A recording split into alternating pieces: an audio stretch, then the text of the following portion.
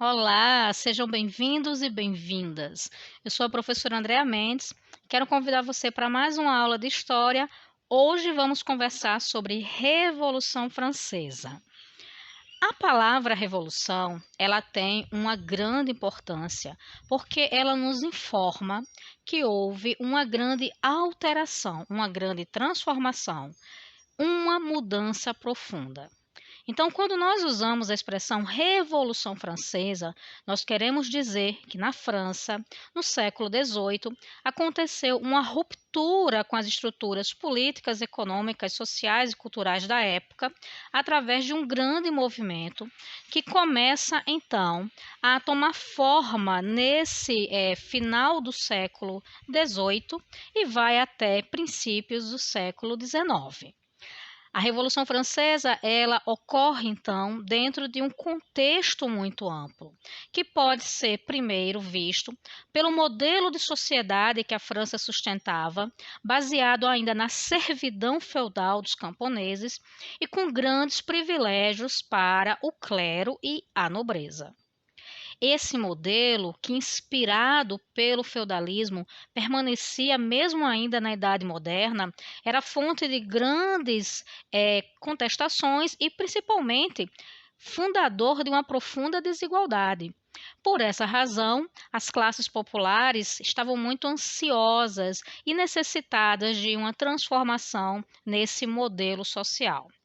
Podemos também dizer que, no ponto de vista da política, a França era governada por uma monarquia absolutista. E nós sabemos que o absolutismo monárquico é uma expressão da modernidade, mas que também tem limites muito profundos. Chamado também de antigo regime, por ter apenas essa face, não ter apenas essa face política, mas também uma face econômica marcada pelo mercantilismo. A gente ressalta aqui que a política francesa era uma política baseada em um direito muito conservador, com tribunais diferenciados para as pessoas de acordo com as suas classes sociais e, obviamente, sustentáculo de uma corte luxuosa, dispendiosa e composta pelo clero, pela nobreza, que não pagavam impostos. Toda a carga tributária do governo francês era então paga pelo povo, que nesse caso era composto por diversos grupos sociais, como os camponeses, os artesãos, os trabalhadores urbanos e também a burguesia. Além desse aspecto político, quero ressaltar aqui as dificuldades econômicas encontradas pelos franceses no final do século XVIII, fruto de uma guerra que a França se envolveu com a Inglaterra pelos territórios da América do Norte, chamada de Guerra dos 7 Anos. Os gastos com essa campanha acabou empobrecendo mais ainda o governo francês, que, para evitar um déficit maior nos cofres, resolveu então aumentar mais ainda os impostos. E com o aumento dos impostos, cai o valor de mercado do pagamento, do salário das pessoas, dos seus rendimentos, e a inflação passa a fazer parte com mais ênfase, com mais força, devorando então os salários, os rendimentos dos franceses. A crise econômica, ela também é acelerada pelo fato de grandes mudanças climáticas ocorrerem no território francês, fazendo com que as colheitas ficassem cada vez menores, mais escassas, e dessa forma os alimentos tornaram-se mais caros, gerando mais inflação, mais fome e descontentamento. A Igreja Católica apoiava a monarquia, principalmente porque ela vivia de privilégios, já que também não pagava impostos. E assim, os franceses estavam totalmente imersos nesse modelo político de exploração e que tinha aí, né, esse componente que nós chamamos de antigo regime como elemento central. Quando a gente pensa em Revolução Francesa, sempre nos vêm as figuras dos reis da França que estavam naquele momento dominando a sociedade, principalmente o rei Luís XVI e a rainha Maria Antonieta. É importante pensar que estes reis viviam pouco distantes da realidade do centro de Paris, já que moravam numa área um pouco afastada, poucos quilômetros, mais reservada, chamada Versalhes. E em Versalhes eles tinham um microcosmos, uma microsociedade, que tornava então ali como se eles estivessem dentro de uma redoma de cristal e distantes das problemáticas, das inquietações, da revolta popular. Porém, houve uma grande mudança nos destinos da França, a partir do momento que as ideias iluministas se tornaram cada vez mais populares, principalmente as ideias dos filósofos franceses, como Voltaire, Montesquieu, o filósofo suíço, naturalizado depois francês, Rousseau. Então, essas ideias elas chegaram com muito mais força diante daquele contexto de crise política, econômica e social que a França vivia. E, por essa razão, surgiram grupos que começaram, então, a pensar como seria a França se ela deixasse de ser uma monarquia absolutista e se tornasse uma república democrática. Esses grupos, então, apoiados nas ideias dos filósofos e pensadores iluministas, começou a crescer. E essas ideias passaram a se popularizar ao ponto de mostrarem para as pessoas que elas deviam mobilizar-se politicamente, exigir mudanças, exigir transformações por parte do governante, que era o rei Luís XVI. Os primeiros aspectos, então, que nós podemos apontar é que o rei, pressionado, decidiu, então, convocar uma Assembleia Geral e nessa Assembleia ele trouxe representantes do primeiro estado, do segundo estado e do terceiro estado.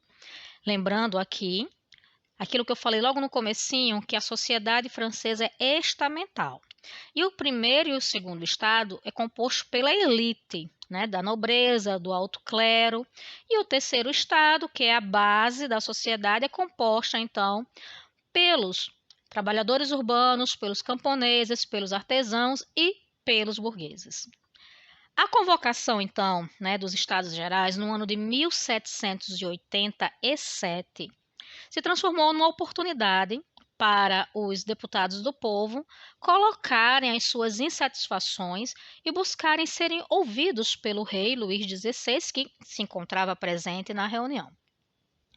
As propostas eram no sentido de sanar a crise econômica que estava realmente devastando a sociedade francesa. E uma das opções encontradas é que o pagamento de impostos deveria ser um tributo igual para todos os estados. Se as classes populares e a burguesia eram obrigadas a pagarem taxas, impostos, tributos, o clero e a nobreza também deveriam pagar, encerrando assim com esse privilégio que eles tinham há séculos. É claro que o rei se posicionou ao lado da nobreza e do clero. E dessa forma, a proposta inicialmente de diálogo, né, do terceiro estado, de que essa carga tributária fosse distribuída de forma justa, foi totalmente negada pelo governo. E por essa razão as pessoas resolveram então reunirem-se para discutir uma Assembleia Constituinte. Nos Estados Gerais, cada estado tinha direito a um voto. Então, imagine que a proposta de que todos os estados pagassem impostos teve um voto do clero, um voto da nobreza e um voto do terceiro estado. Então, 2 contra 1, pronto, resolveu. E isso era extremamente desigual. Por quê? Porque o clero e a nobreza eram menos de 5% da população francesa, mas detinham a riqueza toda do Estado. Então era importante que a votação ela não ocorresse de acordo com o número de estados, mas sim de acordo com o número de deputados de cada estado. E assim haveria um maior equilíbrio, já que o terceiro estado tinha mais deputados. Porém, não foi isso que aconteceu, o que acabou precipitando os eventos da Revolução Francesa, de forma que estes deputados do terceiro estado se reuniram, jurando que iam elaborar uma Assembleia Constituinte, iam pensar numa Constituição para a França, e continuaram então ali, reunidos, firmes nesse propósito, já que tinham recebido, né, uma negativa do rei para um problema que poderia ter sido de mais fácil articulação entre os três estados. Porém, enquanto eles estavam reunidos, alguém foi até o Campo de Marte, uma praça, e informou que os deputados do terceiro estado estavam presos pelo rei. E isso gerou uma comoção, isso gerou uma revolta popular muito grande, porque as pessoas estavam cansadas daquela política devastadora do rei Luís XVI e de Maria Antonieta. As pessoas estavam famintas, adoentadas, elas estavam cansadas de ver suas terras devastadas por uma falta de apoio real. E por essa razão, a revolução rapidamente se espalhou pelas classes populares, contando com o apoio da própria burguesia. E aí, a reunião dos deputados nessa Assembleia Constituinte pode ser considerado o pontapé inicial da Revolução Francesa. Diante disso que eu falei, né, o rei se sentiu pressionado, mas foi necessário uma ação extrema, liderada pelo povo, para que o rei entendesse o recado de que aquelas pessoas elas estavam extremamente satisfeitas e mudanças sociais eram necessárias. Foi quando, então, aconteceu o ataque popular à Bastilha, que era uma prisão política do rei Luís XVI. Na verdade, já existia há muito tempo. E os opositores políticos do rei eram encaminhados para a Bastilha. Na Bastilha também tinha um depósito de armas e munições. Então as pessoas invadiram a Bastilha, tiveram acesso a esse arsenal e marcharam então, né, contra o rei pela primeira vez na França, nesse movimento coordenado, né, através dessas correntes de pensamento, mas também de necessidade de mudança. O rei, pressionado, acuado, se viu então no dever de declarar que a França agora era uma monarquia constitucional. Vejam a diferença. Numa monarquia absolutista, não há contestação aos interesses, ao poder do rei. Numa monarquia constitucional, o rei ele tem que obedecer a uma constituição e ele tem que ouvir os deputados, os políticos. Então foi interessante essa mudança porque ela alterou o modelo político e também abriu espaço para a criação dos direitos do homem, do cidadão. Pela primeira vez, houve então esse esforço coletivo de construção de direitos sociais amplamente divulgados e conhecidos e que passaram então a ser um elemento central dessa Revolução Francesa que influenciou todo o mundo moderno e contemporâneo. Em 1790, então já temos aí alguns anos, né, após a deflagração da Revolução, aconteceu então uma aliança das monarquias absolutistas para tentar invadir a França e lutar contra estes insurgentes, contra os revolucionários. E o rei Luís XVI que até então era um monarca constitucional, ele acabou então sendo o pivô dessa conspiração. E acusado, né, foi pego fugindo com a sua família da França, dando apoio então à ideia de invasão, né, dos exércitos das monarquias absolutistas. O rei foi então considerado inimigo do povo e por essa razão sentenciado à pena de morte, que inclusive era a pena que funcionava na França, né, imposta pela monarquia. E aí o que aconteceu? Ele foi julgado, né, pela convenção e acabou então sendo decapitado, ele e toda a família real. E esse momento da Revolução Francesa nós vamos chamar de Convenção. É a fase da história que os jacobinos, que têm uma ideia mais popular de revolução, de ampliação dos direitos, de acesso às pessoas, tomam né, o centro político da França e passam então a governar o país a partir de um novo modelo de pensamento. Os jacobinos, eles são liderados por Robespierre, mas também tem outros personagens históricos importantíssimos, como Danton, Marat. Porém, as ideias de Robespierre são ideias extremamente radicais. E por mais que a gente hoje, vendo de forma muito distante, né, as criações, as inovações, as mudanças, é importante a gente pontuar também do seu radicalismo, certo?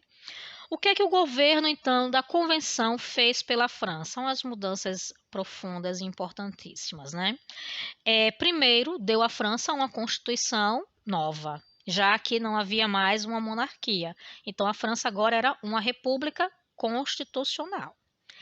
Também procurou fazer uma reforma agrária, distribuindo as terras da nobreza, do clero, para aqueles camponeses que viviam em regime de servidão feudal. Vamos lembrar isso. Isso ajudou bastante, né, a equilibrar a economia, a equilibrar a saúde financeira dessas famílias, né, a dar segurança alimentar também para essas famílias. Procurou também abolir a escravidão em todas as colônias francesas. Vamos lembrar que no século XVIII, né, a França tinha várias colônias no continente africano e também aqui no nosso continente. E a escravidão estava por trás, né? Era a mão de obra utilizada. Então, a convenção fez esse ato importantíssimo de abolição da escravatura. Outro aspecto que é muito importante foi a obrigatoriedade do ensino primário para todas as crianças francesas. Lembrem que a educação na Idade Moderna, até o século XX, era um privilégio para poucas pessoas. Então, os jacobinos, eles enxergam que a educação ela é um motor de mudança social. Ela é aquilo que transforma a vida e atua no enriquecimento e na transformação da própria sociedade. Então, eles tornam a educação primária obrigatória, e isso é um passo muito importante para a história da França até os dias de hoje. Outro ponto que era uma necessidade, né, das pessoas era que os alimentos fossem tabelados, porque a inflação estava desenfreada, comendo, né, o poder de compra, o poder de aquisição dos rendimentos de salários das pessoas.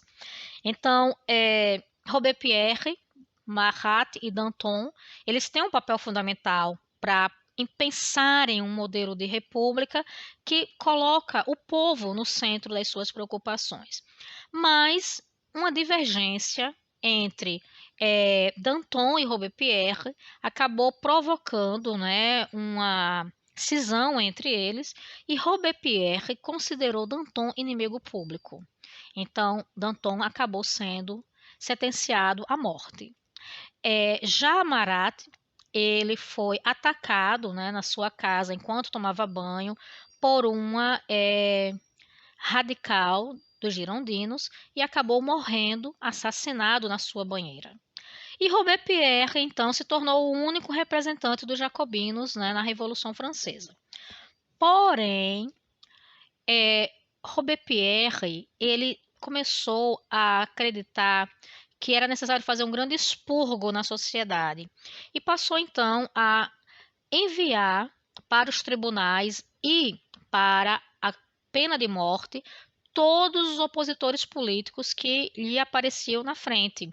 E isso, então, acabou criando uma nova fase, né, que os historiadores nós chamamos de fase do terror, porque Robespierre ele simplesmente passou a eliminar todas as pessoas que eram contra a sua opinião. Não abriu mais para o diálogo, né, com os outros setores da sociedade. E isso foi uma lástima. Então, essa fase vai ser uma fase muito violenta da Revolução Francesa e Robespierre vai perder todo o apoio, né, da burguesia, do povo, e dessa forma ele vai acabar também sendo preso e sentenciado à morte. Com o fim dessa experiência dos jacobinos, algumas conquistas sociais já estavam implementadas. Porém, tem um setor que ficou, né, assistindo, que ficou apoiando, mas que ficou também esperando o momento de chegar em ascensão, que é a burguesia. Então, essa nova fase da Revolução Francesa, ela vai se chamar Diretório e ela vai ser marcada pela ascensão da burguesia através do partido chamado Girondinos, certo? E durante esse período surgirão também novos focos de monarquistas, né? As pessoas lembrando ainda sobre a modelo monárquico anterior. Porém, os girondinos vão ser muito firmes nessa preocupação de que agora não haverá mais retorno a uma monarquia. Na cabeça deles não haveria. E firmaram então que o controle político do país pertencia realmente agora à burguesia. Foi aí então, né, que a França passou a receber novas ameaças dos países vizinhos que ainda eram absolutistas, e a burguesia teve a ideia de criar um governo, né, com 3 representantes e trazer um militar chamado Napoleão Bonaparte para compor o governo. Napoleão Bonaparte, ele nasceu numa ilha que hoje pertence à Itália, mas que naquele período era de domínio francês, era uma área, né, dominada pelos franceses. Então, Napoleão Bonaparte, apesar de sua origem italiana, ele é educado como um francês e muito cedo entra numa escola militar e rapidamente, né, ele tem uma ascensão muito grande dentro das Forças Armadas, inclusive lutando durante a Revolução Francesa.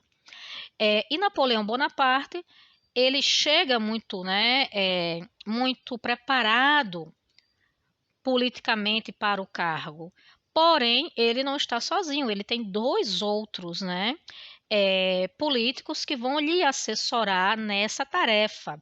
Ele está ali porque ele teve um destaque dentro do combate às forças, estrangeiras que queriam tomar, a situação da França e convertê-la novamente em uma monarquia, acabando então com os anseios da burguesia. E a burguesia não imaginava que Napoleão Bonaparte estava ali para consolidar as conquistas da Revolução Francesa, mas também para se tornar um novo monarca. Como é que isso vai acontecer, né? Pois bem, em 10 de novembro de 1799, Napoleão Bonaparte decide que vai governar sozinho a França e dissolve a Assembleia Constituinte. Vejam que ele é um militar que foi convidado pela burguesia para fortalecer, esse governo republicano democrático na França, e ele desfaz isso completamente.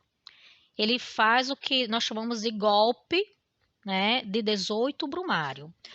Brumário, que palavra é essa, os franceses revolucionários criaram um novo calendário.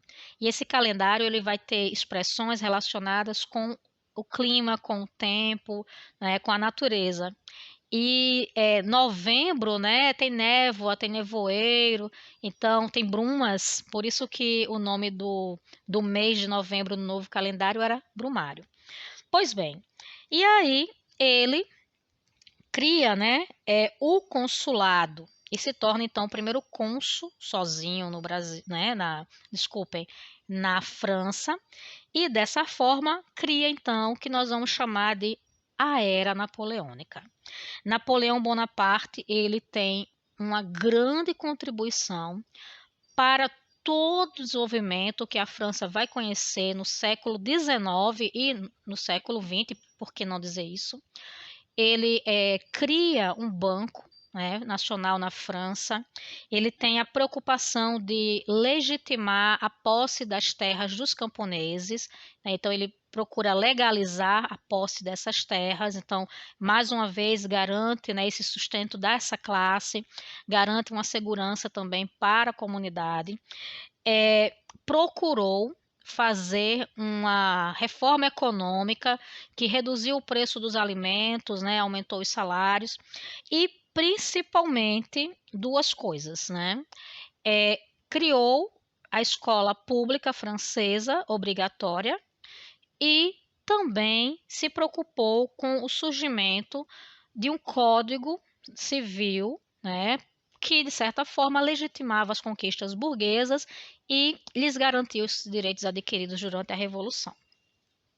Napoleão Bonaparte, então, ele acaba, né, de 1799 até 1804, consolidando os anseios, os interesses da burguesia, mas também atendendo algumas necessidades das classes populares, né, como eu destaquei. Inclusive, ele incentiva bastante a indústria, né?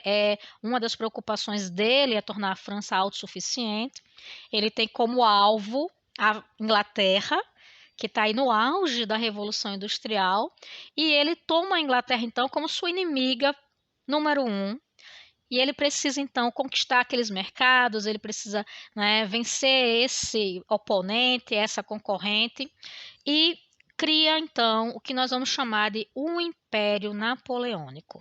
Entre 1804 e 1814, Napoleão Bonaparte vai invadir vários países na Europa e vai governá-los diretamente ou indiretamente através de seus parentes e pessoas de confiança. E cria então uma campanha expansionista pela Europa. E ele tem duas frentes, né? Ele tem uma frente que é a Inglaterra, que eu acabei de falar, em função dessa concorrência econômica, né, devido à Revolução Industrial, e ele tem uma outra frente que é a Rússia, certo? Então Napoleão ele quer expandir-se para leste e oeste, né? Ele quer tomar toda a Europa. E isso vai ser um elemento central desses seus 10 anos de governo. Para vocês terem uma ideia, os países que eram ainda absolutistas temeram muito a ascensão de Napoleão Bonaparte como imperador da França. Porque vejam bem, né? Ele entra lá no diretório, depois transforma-se em cônsul e em seguida ele já é imperador. Ele não é nem rei, ele é imperador. Então, ele, de certa forma, consolida os seus interesses também. E aí determina, em 1806, que as nações que são aliadas da França devem romper relações econômicas com a Inglaterra e assim prejudicar a indústria, né, e o processo de distribuição de produtos que os ingleses vinham fazendo já há décadas. Esse bloqueio continental ele tem um impacto profundo na história do Brasil. Por quê? Porque ele acaba sendo a justificativa para a corte portuguesa fazer a transferência dela da Europa, de Portugal, para o Brasil,